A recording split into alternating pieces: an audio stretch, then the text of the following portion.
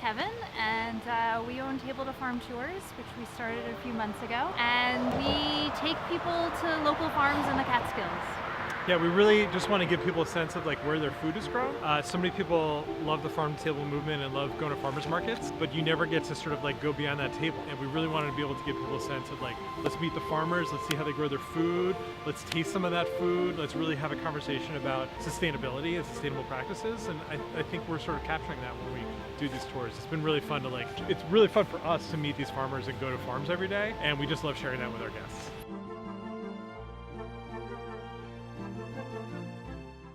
Arthur, nice to meet you. What is it? Kian, Arthur.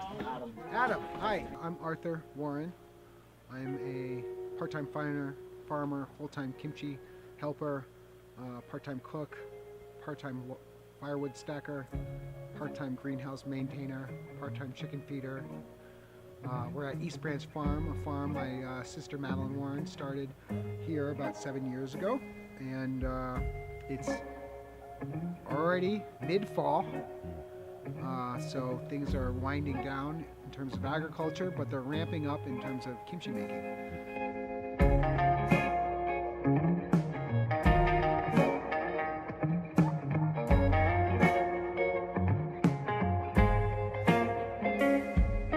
To me, it's really quite simple. It's about the food.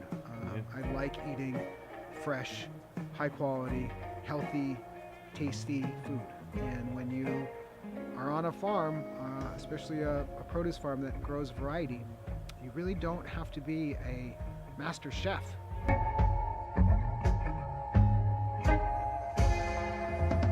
To art. You guys will get there. Just eat healthy and work hard. That's all. Eat healthy, work hard. That's it. There's no secrets.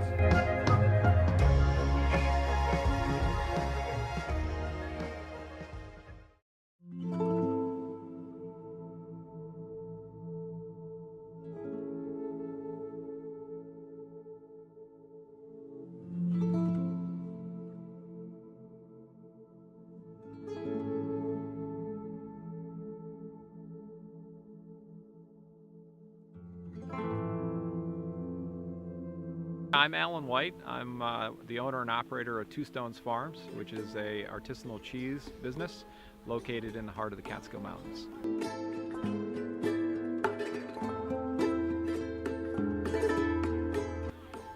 We've lost a lot of farms in the Catskills, and it's really based on economics. So for me, this is a model of a small, sustainable farm business based on the demographics of the area and creating markets for fresh products that I'm hoping other farmers can learn from.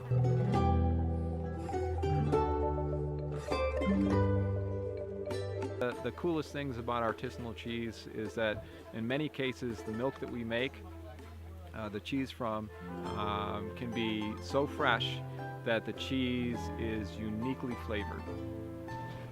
Wow. So this is a very traditional approach to aging cheese. They're aging on white oak boards, and these are all natural rind cheeses. There's no preservatives or additives added to it. There are small batches of different kinds of cheeses, Havartis. There's some Manchego over there. Shelf immediately in front of me are the Hawkett Sunrises. That's the French Tome. This area over here are various types of Gouda. That's like the magic right there. Yeah. That's very cool. So the thing I'm doing right now is I'm breeding horns off of my goats, because horns are a real problem from a safety standpoint for me and for them. I don't really like dehorning goats. I think it's cruel. So there's a gene that you can use to switch off the horns, and so that's the last thing I do before I have a fairly stable breed.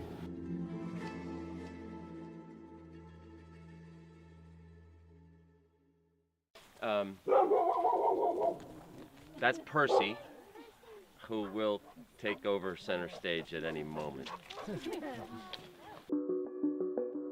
My name is David Whiteman, and you're at Stone Line Orchard, which is a small specialty cider apple orchard where we grow a range of varieties, but a large number of those varieties are purpose-built for hard cider production, which have a history of producing interesting cider.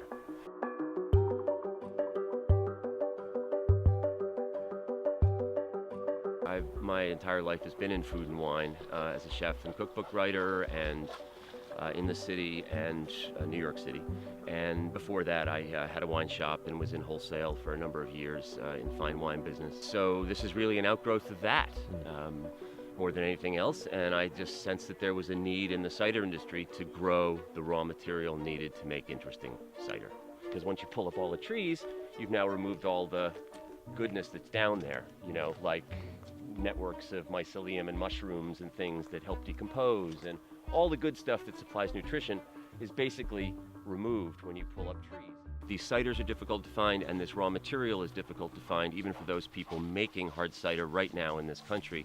So I would encourage people to ask about hard ciders, and not just the stuff that goes into six-pack production, but seek out more distinctive ciders, which means you're probably going to have to spend $12, $15, $18 a bottle, and try to discover what apples varieties are in those ciders, how they grow them, because increasingly there are people growing these distinctive apples and making cider from them.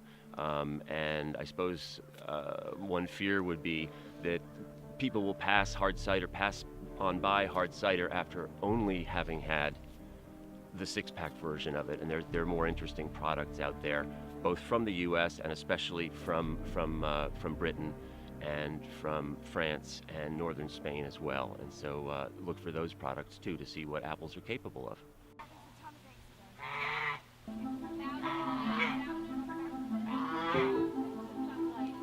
Hi, I'm Kate Batchelder. I am the herd manager here at Sapbush Hollow Farm. I've been here for 5 years. I started here as an intern, decided I wanted to work on a sustainable small farm that was close to home. So I did my internship as part of my degree with Jim and Adele Hayes, and I never left.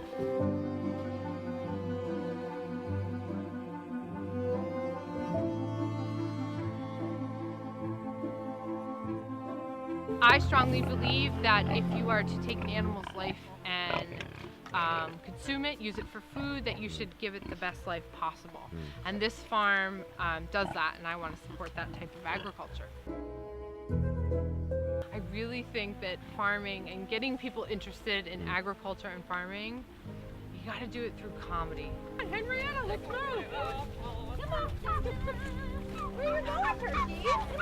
We just love visiting these farms, and we love having our guests come and join us. And you know, everyone really comes away with like this amazing sense of sort of place, because we love telling the story of the Catskills as we're going through the day, and then the amazing sense of like who our farmers are, where they came from. Some of them are 9th generation family farmers that have been here for 200 years, and some of our farmers are 1st generation, moved up here literally last year from New Jersey or from New York and said, hey, I want to be a farmer. So we love sharing that with our guests, and we just want to thank all of our guests for coming along and, you know, joining us on this crazy ride.